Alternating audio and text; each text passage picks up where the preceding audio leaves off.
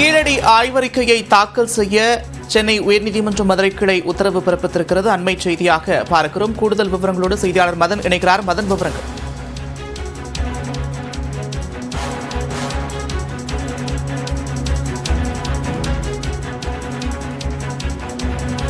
கீழடி இரண்டாம் கட்ட ஆய்வு தொடர்பாக அறிக்கை தாக்கல் செய்ய உயர்நீதிமன்ற மதுரை கிளை உத்தரவு பிறப்பித்திருக்கிறது. கூடுதல் விவரங்களோடு செய்தியாளர் கருணாகரன் இணைக்கிறார். கருணாகரன், விவரங்கள்.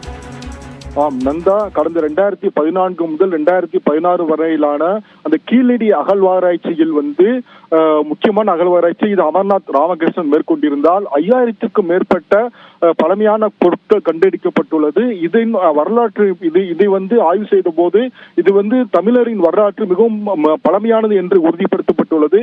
இந்த சூழலில் இது குறித்த இந்த ஆய்வறிக்கை 12 அத்தியாயங்களை கொண்ட 982 பக்கங்களை அறிக்கை மத்திய தொல்லியல் துறையிடம் தாக்கல் செய்யப்பட்டுள்ளது. ஆனால் அந்த அறிக்கையை பொதுமக்கள் பார்வைக்கு வெளியிட வேண்டும்.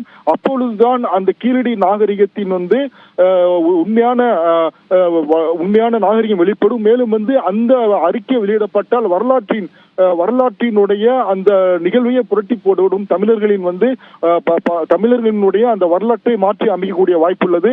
எனவே இதை பொதுமக்கள் பார்வைக்கு வெளியிட வேண்டும் என்று மனு தாக்கல் செய்யப்பட்டிருந்தது.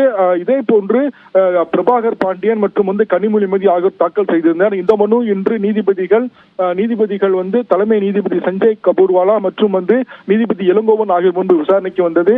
அப்பொழுது மத்திய அரசு தரப்பில் ஆஜரான வழக்கறிஞர் இதே போன்று ஏற்கனவே ஒரு வழக்கு விசாரணையில் உள்ளது.